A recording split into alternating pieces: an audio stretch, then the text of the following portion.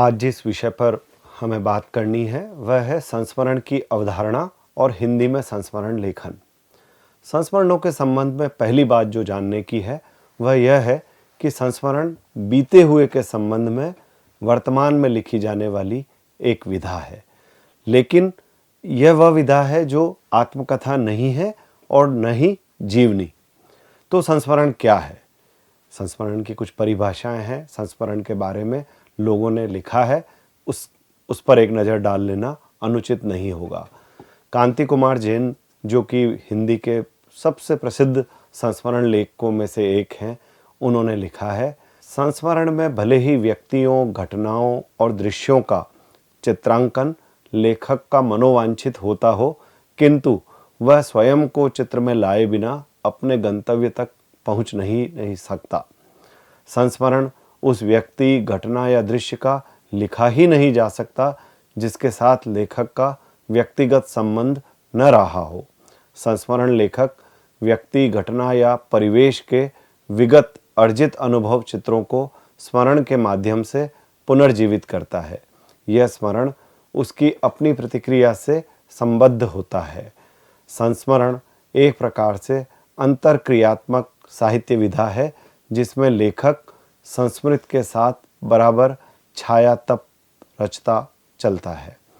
जैसा कि हम जानते हैं, संस्मरण हो, डायरी हो, रेखाचित्र हो, ये तमाम जो कथेतर विधाएं हैं, इनकी एक विशेषता है अंतरक्रिया, विधाओं की आपसी अंतरक्रिया या विधाओं की आवाजाही, यानी एक विधा की विशेषताएं किसी दूसरी विधा में मिलने लगना या किसी एक विधा के गुण दूसरी विधा में भी मिलने लगना। तो संस्मरणों के साथ भी ऐसा होता है कभी कभी, कहीं कहीं। जैसा हम कह चुके हैं कि ये जीवनी और आत्मकथा नहीं होते, लेकिन आत्मकथा जैसे अंश भी संस्मरणों में मिलते हैं, तो जीवनी जैसी बातें भी संस्मरणों में मिलती है। यात्राओं की यात्रा वृत्तांत नहीं है संस्मरण, लेकिन यात्राओं के किस्से भी संस्मरणों में अक्सर पढ़ने को मिलते हैं।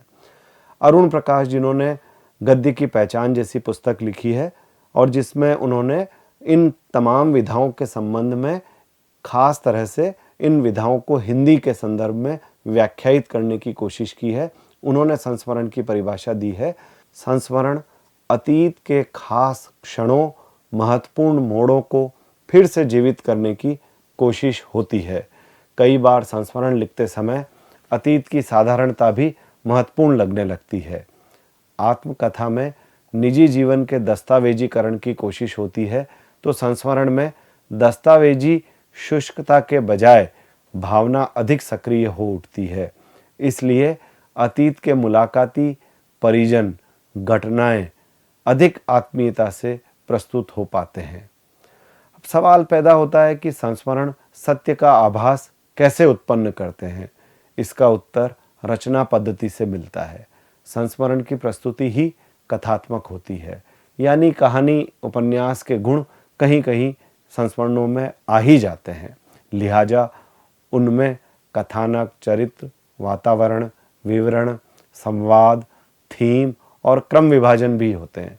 जैसे कथाकार काल्पनिक को इन्हीं उपकरणों के जरिए विश्वसनीय बनाता है, वैसे ही संस्मरण लेखक भी इन्हीं उपकरणों को आजमाता है और झूठी स्मृति को भी सत्य का विश्वसनीय बना देता है।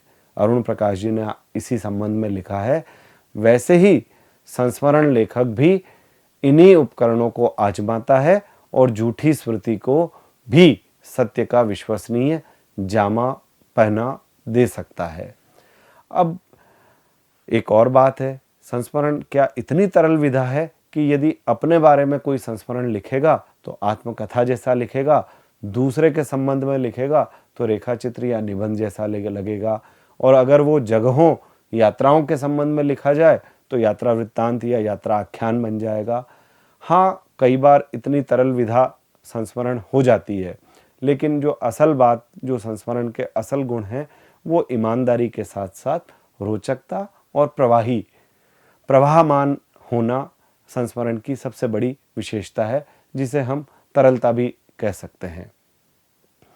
अब यहाँ हिंदी साहित्य के इतिहास को यदि उलट कर देखें खोजें, मालूम करें कि संस्मरणों की शुरुआत कहाँ से होती है, तो सबसे संस्मरणों की शुरुआत के संबंध में भी कहा जा सकता है कि भारतेंदु हरिश्चंद्र के समय में अनेक संस्मरण छिटपुट देखने को मिलते हैं, लेकिन ठीक से व्यवस्थित संस्मरणों की शुरुआत हम सरस्वती पत्रिका के प्रकाशन के साथ मानते हैं। सरस्वती पत्रिका में सबसे पहले राजकुमार खेमका, कृपानाथ मिश्र, राम नारायण मिश्र, भगवान दीन दुबे, रामेश्वरी नेहरू और श्रीमन नारायण जैसे लोगों के यात्रा मूलक संस्मरण छपे थे। इन्हीं के साथ विशाल भारत, सुधा और माधुरी जैसी पत्रिकाओं का भी योगदान हमें भूलना नहीं चाहिए, जिनमें आचार्य रामदेव, अमृतलाल चक्रवर्ती, बनारसीदास चतुर्वेदी, मंगलदेव शर्मा जैसे लोगों ने क्रमशः स्वामी श्रद्धानंद, बाल मुकुंद गुप्त, श्रीधर पाठक और पद्म सिंह शर्मा पर जीवनी परक संस्मरण लिखे। जो पहली किताब संस्मरणों के संबंध में हमें मिलती है, जिसे हम याद करते हैं, वह है पद्म सिंह शर्मा की किताब पद्मराग। यह रोचक और आकर्षक और दिलचस्प बात हो सकती है, रेखा चित्रों पर भी पहली किताब पद्म सिंह शर्मा की ही मिलती है। जो दूसरी अच्छी किताब इस विधा में हमें मिलती है, वह है चरित्र रेखा, जिसका प्रकाशन 1943 में हुआ था और जिसे लिखा था जनार्दन प्रसाद द्विज ने। 1946 में शांति प्रसाद द्विवेदी की किताब पंचचिन्ह, 1946 में ही वे दिन वे लोग शिवपूजन सहाय की किताब आई थी। बदंत आनंद कौशल्यायन की किताब जो भूल न सका 1946 में। 1947 में महादेवी जी की किताब स्मृति की रेखाएं। 1952 में बनारसी दास चतुर्वेदी की किताब संस्मरण आई। फिर मुझे कहना चाहिए कि संस्मरण किताब का शीर्षक रखने के पीछे बनारसी दास चतुर्वेदी का विशेष आग्रह था कि विधा के रूप में संस्मरण को मान्यता मिले। यह कारण नहीं है कि उन्होंने रेखा चित्र के नाम से भी एक किताब लिखी है, और इन दोनों किताबों में उन्होंने इन दोनों विधाओं के संबंध में भी कुछ महत्वपूर्ण स्थापनाएं दी हैं। जैनेन्द्र कुमार, जो कि प्रेमचंद के समकालीन और उनके उत्तरवर्ती भी महत्वपूर्ण कथाकार हैं, उनका संस्मरणों की पुस्तक आई थी 1954 में, ये और वे। रामवृक्ष बेनीपुरी, जो कि कथेतर विधाओं के बड़े लेखक हैं, उनकी 3 पुस्तकें इन विधाओं में देखने को मिलती है। 1955 में मुझे याद है, मील के पत्थर 1956 में, जंजीरें और दीवारें 1957 में। उपेन्द्रनाथ अश्क, जिन्हें एक साथ हिंदी और उर्दू दोनों भाषाओं के पाठकों का प्यार मिला और जो कि हमारे देश के स्वातंत्र्योत्तर हिंदी में के सबसे बड़े लेखकों में से एक हैं और जिन्होंने अनेक विधाओं में लिखा। उनकी जो सबसे प्रसिद्ध पुस्तक है, जिसे हिंदी की संभवतः पहली सबसे चर्चित संस्मरण पुस्तक माना जा सकता है, वह थी मंटो मेरा दुश्मन, जो कि 1956 में प्रकाशित हुई थी। 1959 में ज़्यादा अपनी कम पराई नाम की एक पुस्तक और मिलती है, जिसमें रेखाचित्र और संस्मरण दोनों का मिला जुला रूप हमें देखने को मिलता है। श्री राम शर्मा, जो कि शिकार कथाओं के लिए भी जाने जाते हैं, उनकी पुस्तक 1957 में वे जीते कैसे हैं आई थी। विष्णु प्रभाकर, उनकी अनेक पुस्तकें आई हैं। कुछ शब्द कुछ रेखाएं 1965 में, जाने अनजाने 1962 में, यादों की तीर्थ यात्रा 1981 में, सृजन के सेतु 1990 में। शिवपूजन सहाय की पुस्तक वे दिन वे लोग 1965 में आई थी। शांति प्रिय द्विवेदी की पुस्तक स्मृतियाँ और कृतियाँ 1966 में। महिलाओं को अगर याद करें, इस विधा में लिखने वाली कुछ महिलाओं को, तो उनमें एक बड़ा नाम आता है अनीता राकेश का, जो कि मोहन राकेश की जीवन संगिनी थी, जिन्होंने मोहन राकेश को याद करते हुए अनेक पुस्तकें लिखी। चंद सत्रें और एक दूसरी किताब थी चंद सत्रें और, जो कि 1975 में प्रकाशित हुई थी और अभी तक 2019 तक उनकी ये किताबें प्रकाशित होती रही। जो अंतिम किताब इस सीरीज में उनकी है, वो है अंतिम सत्रें। अपने जीवन संगी, अपने प्रिय लेखक को इतना लंबे समय तक याद करने वाली और उनके संबंध में संस्मरण लिखने वाली अनीता राकेश को इस विधा की एक महत्वपूर्ण लेखिका के रूप में हमेशा याद किया जाता रहेगा। अब नई शताब्दी के साथ फिर बात आती है कि क्या नई शताब्दी में संस्मरणों ने कोई नया रूप लिया? क्या नई शताब्दी में संस्मरणों के लिए कोई खास जगह बन पाई हिंदी साहित्य की दुनिया में? क्या संस्मरणों के लिए वैसा ही भाव रहा जैसा पिछली शताब्दी में था? एक जो सबसे बड़ा फर्क हमें देखना समझना चाहिए वह नई शताब्दी के साथ आता है, और उस पर बात करने से पहले थोड़ा सा राजेंद्र यादव का उल्लेख करना आवश्यक है। जैसा कि हम जानते हैं, नई शताब्दी के साथ हिंदी गद्य ने नई करवट ली। यह सिलसिला थोड़ा पीछे से शुरू होता है, जब राजेंद्र यादव हंस में ढर्रे से हटकर संस्मरण और कथेतर लेखन के लिए जमीन तैयार कर रहे थे। उनकी अपनी पुस्तक जो संस्मरणों की पुस्तक थी वो भी इन्हीं दिनों में आई थी, जिसका शीर्षक था वे देवता नहीं है। एक किताब और उन्होंने आगे जाकर लिखी, अब वे वहां नहीं रहते, पत्रों की किताब थी। लेकिन जो संस्मरणात्मक आख्यान एक तरह से राजेंद्र जी ने रचे हैं वे उल्लेखनीय हैं, याद किए जाने योग्य हैं। समझने की बात यह है कि नई शताब्दी के इन वर्षों में संस्मरणों ने हिंदी में विक्टोरियन किस्म की नैतिकता का लबादा उतार फेंका, और इस लबादे को उतारने के बाद जिस तरह के संस्मरण हिंदी में आए वैसे पहले कभी नहीं थे। इस बात को थोड़ा सा और खोला जाए तो हम ये कह सकते हैं कि अपने समकालीनों पर, जीवित लोगों पर संस्मरण लिखने का चलन नई शताब्दी में ही आया। कुछ आगे इस संबंध में और बातें मैं करूँगा, लेकिन पहले अरुण प्रकाश, जिनकी पुस्तक गद्य की पहचान इन तमाम विधाओं के संबंध को जानने के लिए बहुत ज़रूरी है, उनकी एक स्थापना है और उन्होंने लिखा है, जहाँ तक मेरा अनुमान है कि विश्वनाथ त्रिपाठी द्वारा नामवर सिंह पर लिखे संस्मरण हक अदा न हुआ, ने ऐसा धूम मचाया कि एकदम से इस विधा की क्षमता का पुनर्प्रकटीकरण हुआ और संस्मरण की ओर कई रचनाकार मुड़े। काशीनाथ सिंह का इस तरफ सबसे पहले मुड़ना संगत ही माना जाना चाहिए। अरुण प्रकाश की इस बात को ध्यान में रखते हुए हम कहें तो ये कह सकते हैं कि नई शताब्दी में नामवर सिंह के बहाने विश्वनाथ त्रिपाठी के लेखन के साथ संस्मरणों की नई शुरुआत होती है। विश्वनाथ त्रिपाठी का यह संस्मरण नामवर जी की षष्ठी पूर्ति पर लिखा गया था। 1986-87 में यह किसी पत्रिका में आया था, लेकिन इसे पुस्तक में आने में 25 बरस और लगे और अभी कुछ अरसा पहले उनकी पुस्तक में इसका प्रकाशन हुआ। पिछली शताब्दी के अंतिम वर्षों में संस्मरणों की जो कुछ किताबें आईं उनका उल्लेख करना आवश्यक है, जिनमें दूधनाथ सिंह की किताब लौट आ उधार सबसे महत्वपूर्ण है। कृष्णा सोपती की किताब हम हशमत भी याद की जानी चाहिए, जिन्होंने अपने संस्मरणों से पाठकों को ये बता दिया था कि संस्मरणों में कितनी और कैसी कैसी संभावनाएं हो सकती हैं। राजेंद्र यादव, जिनका उल्लेख मैं पहले कर रहा था, राजेंद्र यादव का फिर से जिक्र करना जरूरी है। राजेंद्र जी ने लिखा है अपनी किताब वे देवता नहीं है की भूमिका में, वो संस्मरणों के उस लाचार आदमी का प्रतिवाद कहते हैं जो दिवंगत हो चुका है और कहना चाहता है। राजेंद्र जी की भाषा ही है ये, अबे उल्लू के पट्ठों, ये सब क्या बकवास किए जा रहे हो। मैं वह सब बिल्कुल नहीं था जिसे सिद्ध करने के लिए तुम खून पसीना एक कर रहे हो। मैं भी तुम्हारी ही तरह हाड़ मांस का इंसान था। असल में इस बात को समझना चाहिए, राजेंद्र जी गाली नहीं दे रहे हैं, राजेंद्र जी कोई कोसना नहीं कर रहे हैं, बल्कि राजेंद्र जी असल में साहित्य को शुचितावाद और श्रद्धेय बना देने के विरोध में खड़े हुए हैं। और ध्यान दीजिए, यह विरोध अंततः मनुष्य धर्मी है, समता मूलक है।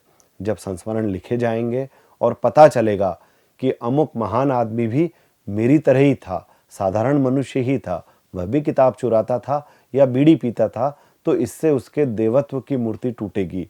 और इसीलिए राजेंद्र जी ने अपनी किताब का शीर्षक वे देवता नहीं है रखा था।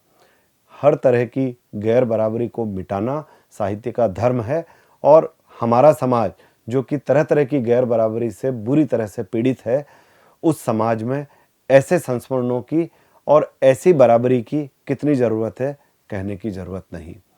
अब हम कुछ ऐसे रचनाकारों की चर्चा करेंगे जिन्हें इस विधा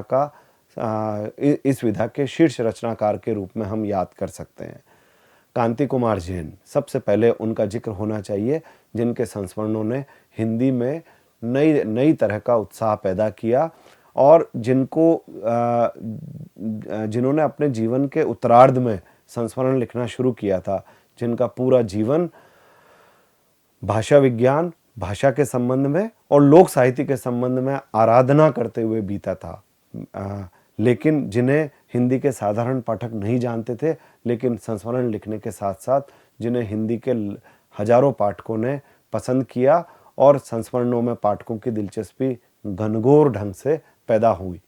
उनकी किताबें थी, 2002 में प्रकाशित हुई थी लौट कर आना नहीं होगा, 2004 में तुम्हारा परसाई, जो कि उन्होंने हरिशंकर परसाई पर पूरी एक पुस्तक संस्मरणों की लिखी थी। 2006 में उनकी पुस्तक आई थी जो कहूँगा सच कहूँगा।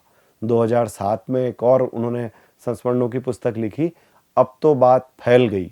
मीरा की पंक्ति को लेकर उन्होंने ये कहने की कोशिश की कि अब कोई बात छिपने वाली नहीं है, ये नया ज़माना है, ये नया दौर है, जहाँ संचार के नई नई तरह के साधन आ चुके हैं, वहाँ साहित्य की बंद दुनिया को भी खुल जाना चाहिए। 2010 में उन्होंने अपने आत्मकथात्मक संस्मरण लिखे, बैकुंठपुर में बचपन। तो असल में हमें श्रेय देना चाहिए कांति कुमार जैन को, जिन्होंने हाशिए पर पड़ी हुई एक विधा को साहित्य की तमाम हलचलों के बीच रख दिया। रविंद्र कालिया की किताब गालिब छुटी शराब, जो कि 2000 में प्रकाशित हुई थी, उसे भी पाठकों ने बहुत अधिक सराहना की उस किताब की। और उस हिंदी में ऐसा कभी कभी होता है कि कोई किताब छप जाए, उसके बाद उस किताब के अंश अखबारों में छपें, नियमित छपें, निरंतर छपें, ऐसा संभव गालिब छुटी शराब ने किया था। एक और लेखक हैं जिनको हमें यहाँ याद करना आवश्यक है और जिनके संबंध में ये कह सकते हैं कि बिल्कुल नहीं भूलना चाहिए कि जिनकी वजह से हिंदी में कथेतर का पूरा नया दौर शुरू हुआ। वे लेखक हैं काशीनाथ सिंह। उनकी किताबें यहाँ याद आती हैं। 1992 में उनकी संस्मरणों की पहली पुस्तक छपी थी, याद हो कि न याद हो, जिसमें उन्होंने अपने गुरु और हिंदी के प्रसिद्ध लेखक आचार्य हजारी प्रसाद द्विवेदी पर लिखा, त्रिलोचन पर लिखा, अपने भाई पर लिखा और अनेक लोगों पर लिखा। 2002 में उनका एक उपन्यास आया जिसका शीर्षक था काशी का 80। अभी तक हिंदी में इस बात पर बहस की जाती है कि वो उपन्यास है या संस्मरण, रिपोर्टाज है या कथा रिपोर्टाज, कहानी है या रेखाचित्र। विधाओं का ऐसा सम्मिश्रण सबसे पहली बार सबसे अधिक विश्वसनीय और पाठक प्रिय ढंग से काशी का 80 में आया। आछे दिन पाछे गए उनके एक और किताब है जो कि संस्मरणों की किताब है, 2004 में जो प्रकाशित हुई थी। 2007 में उनकी संस्मरणों की एक किताब आई जो उन्होंने अपने भाई पर लिखी है, जिसका शीर्षक था घर का जोगी जोगड़ा। काशीनाथ सिंह को निस्संदेह यह श्रेय मिलेगा कि उन्होंने अपने लेखन के पुरलुत्फ अंदाज से पाठकों को इस विधा से जोड़ने का असाधारण काम किया। अकारण नहीं है कि काशी का 80 जैसी किताब, जिसके अब तक हिंदी में 10 से ज़्यादा संस्करण हो चुके हैं, और उनकी दूसरी जो घर का जोगी जोगड़ा और याद हो कि न याद हो के भी अनेक संस्करण हो चुके हैं। असल में ये किताबें हमारे हिंदी साहित्य के लिए एक ऐसा काम करती है जो काम यदा कदा हो पाता है, और वह काम है गंभीर साहित्य को साधारण पाठकों के मध्य लोकप्रिय करना। ध्यान दीजिए कि इस काम से साहित्य असल अर्थों में लोकतांत्रिक होता है। विश्वनाथ त्रिपाठी की किताब नंगा तलाई का गांव 2004 में आई थी, जो कि उनके आत्मकथात्मक संस्मरण है। अपने गांव और अपने परिवेश पर उन्होंने लिखा है। अखिलेश, जो कि हिंदी के जाने माने कहानीकार और तद्भव जैसी पत्रिका के संपादक हैं, उनकी किताब 2001 में प्रकाशित हुई थी, वह जो यथार्थ था। 2002 में मनोहर श्याम जोशी की किताब आई थी, लखनऊ मेरा लखनऊ। मनोहर श्याम जोशी ने इस विधा में और भी किताबें लिखी हैं, लेकिन हमें 2 लेखकों को यहाँ याद कर लेना चाहिए, जो हैं विष्णुचंद्र शर्मा, जिन्होंने संस्मरणों की अनेक किताबें लिखी। और विष्णुचंद्र शर्मा खरी खरी कहने वाले संस्मरणकार हैं, जो किसी बात के लिए लिहाज नहीं करते, सच कहने में जिनका पक्का भरोसा है। विद्यासागर नौटियाल जो कि मूलतः कहानीकार उपन्यासकार हैं, जिनके संस्मरणों की किताब मोहन गाता जाएगा हिंदी की सबसे अच्छी पुस्तकों में मानी जाएगी संस्मरण विधा में। हम एक लेखक को और याद करें जो कि अपनी कहन में सबसे भिन्न है और जिनको वैष्णव उदारता के लिए संस्मरणों की दुनिया में याद किया जा सकता है, वे लेखक हैं अजित कुमार। अपनी कहन में भिन्न और उदारता, वैष्णव उदारता का उल्लेख मैं इसीलिए करता हूँ कि वे निंदा या सनसनीखेज घटनाओं के लिए संस्मरणों का चुनाव नहीं करते। उनके यहाँ संस्मरणों की दूसरी ही दुनिया दिखाई देती है, जिसमें व्यतीत संसार का हार्दिक मनोरम चित्रण इस विश्वास और आशा के साथ मिलता है कि सुंदर की कामना निरर्थक नहीं है।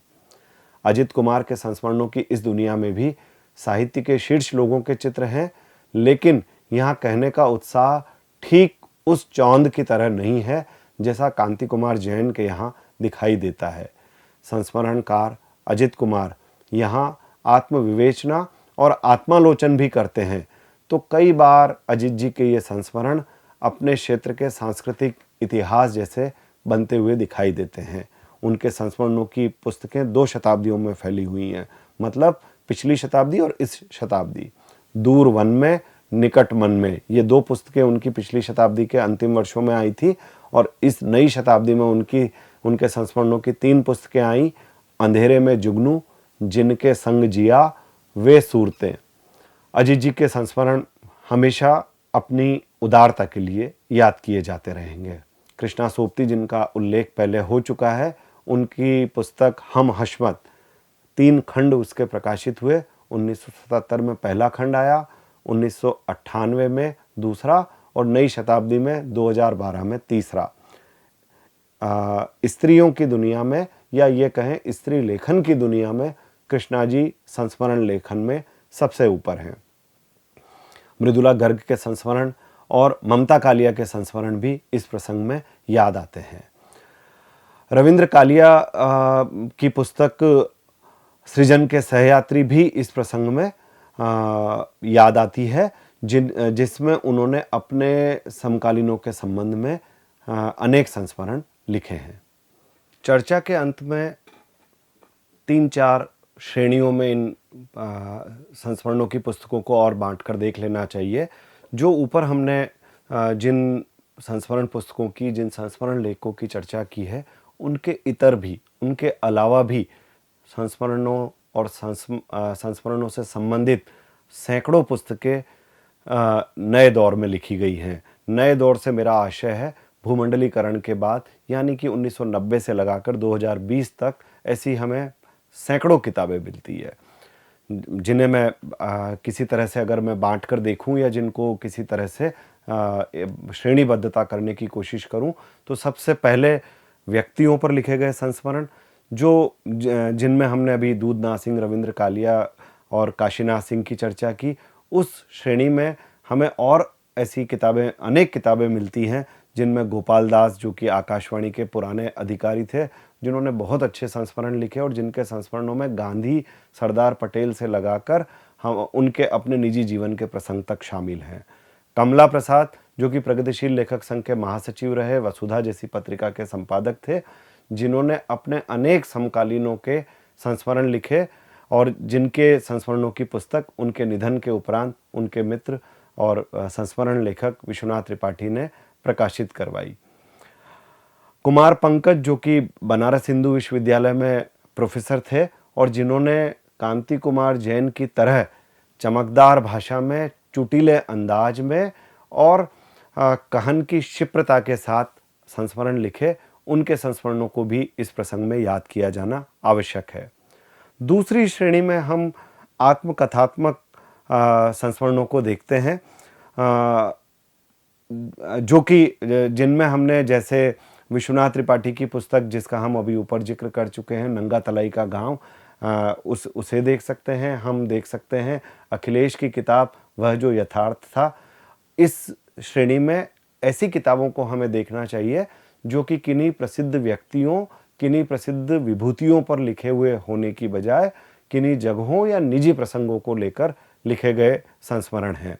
इनमें राजस्थान के लेखक सत्यनारायण की अनेक पुस्तकों को हम देख सकते हैं, तो हम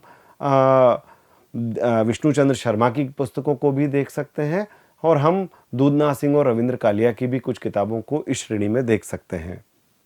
किसी एक प्रसिद्ध या कम प्रसिद्ध व्यक्ति के इर्द गिर्द लिखे गए संस्मरणों की पुस्तकें भी इस दौर में आईं। जैसे सुमन केशरी ने नामवर सिंह पर एक पुस्तक का संपादन किया, JNU में नामवर सिंह। इसी तरह से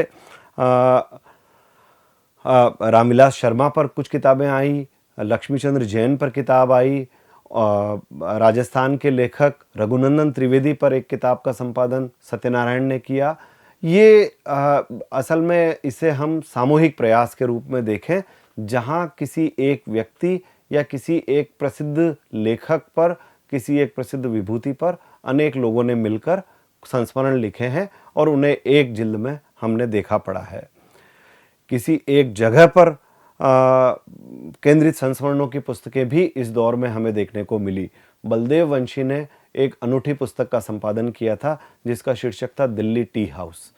दिल्ली टी हाउस में आने वाले अनेक लोगों, जिनमें अजित कुमार, रामविलास शर्मा से लगाकर विष्णुचंद्र शर्मा और पंकज बिष्ट जैसे लोग शामिल थे, इन तमाम लोगों से उन्होंने इस विषय पर, दिल्ली टी हाउस पर लिखवाया और एक मोटी किताब का उन्होंने संपादन किया। अपने आप में अनूठी किताब दिल्ली टी हाउस याद की जाएगी। जगहों और शहरों पर केंद्रित संस्मरणों की पुस्तकें भी इस दौर में देखने को मिलती है, जिनमें 4-5 लोगों का विशेष रूप से उल्लेख किया जा सकता है। सबसे पहले वरिष्ठ आलोचक और पुरानी पीढ़ी की लेखिका निर्मला जैन की किताब जो उन्होंने दिल्ली पर लिखी थी, दिल्ली शहर पर एक किताब लिखी थी। इसके बाद इस किताब के बाद ममता कालिया की एक किताब आई, कितने शहरों में कितनी बार। रोचक बात ये थी कि ममता जी जिन जिन शहरों में आजीविका के लिए या अपने काम के सिलसिले में रही, उन्होंने उन शहरों पर लिखा जिनमें इंदौर, इलाहाबाद और बम्बई जैसे शहर शामिल हैं। स्वयं प्रकाश की किताब जो कि 2019 में आई और जो कि बड़ी मकबूल हुई है, उस किताब का शीर्षक है धूप में नंगे पाँव। वहाँ अपनी इस किताब में स्वयं प्रकाश ने अनूठा प्रयोग ये किया है कि वे जब नौकरी के लिए अपने घर से निकले और पहली बार मुंबई गए, उसके बाद वे नौकरी के लिए, आजीविका के लिए जिन जिन शहरों में रहे, उन शहरों के उन्होंने संस्मरण लिखे, मुंबई से चित्तौड़गढ़ तक। और स्वयं प्रकाश की उस पुस्तक की खास बात है कि उन्होंने अपनी कहानियों, संस्मरणों या रेखा चित्रों में आ गए प्रसंगों को इस पुस्तक में कहीं भी दोहराया नहीं है। और दूसरी बात, उन्होंने कहीं भी अपने लेखन की कोई आंशिक चर्चा भी भूल से भी नहीं आने दी है। इस लिहाज से अपने आप में अनूठी पुस्तक बन गई धूप में नंगे पाँव। एक और नाम यहाँ जिक्र किया जाना चाहिए, सुधीर विद्यार्थी का, जिन्होंने उत्तर प्रदेश के अनेक शहरों पर केंद्रित पुस्तकों का लेखन किया। और उनकी पुस्तकों की खास बात यह है कि वे ऐसे शहरों, कस्बों पर लिखी गई है जहां भारतीय स्वाधीनता आंदोलन का क्रांतिकारी पक्ष किसी न किसी रूप में सक्रिय रहा था। तो एक तरह से भारतीय क्रांतिकारी आंदोलन का दस्तावेजीकरण भी सुधीर विद्यार्थी ने किया है। अंत में हम कह सकते हैं कि हिंदी में कथेतर विधाओं में संस्मरण सबसे ज़्यादा रोचक और सबसे ज़्यादा पाठकों द्वारा पसंद की जाने वाली विधा है, क्योंकि पाठक को उसमें वह सब मिलता है जो कहानी, उपन्यास या कविता के सांचे में नहीं मिल सकता। हिंदी की यह विधा अभी आगे और अधिक प्रगति करेगी, इसमें और अधिक विविध रचनाएं देखने को मिलेगी, क्योंकि इसके लिए विधा का वैसा अनुशासन आवश्यक नहीं है जैसा कि कहानी या उपन्यास या कविता के लिए ज़रूरी है। यही कारण है कि लेखन से अतिरिक्त संबंध रखने वाले पढ़े लिखे लोग, चाहे वो इंजीनियर हों, डॉक्टर हों, सामाजिक कार्यकर्ता हों, वे भी संस्मरण लिखने की हिम्मत करते हैं। तो संस्मरणों की इस समृद्ध दुनिया में पाठकों को तरह तरह की पुस्तकें देखने पढ़ने को मिलेगी, इसमें कोई संदेह नहीं। धन्यवाद।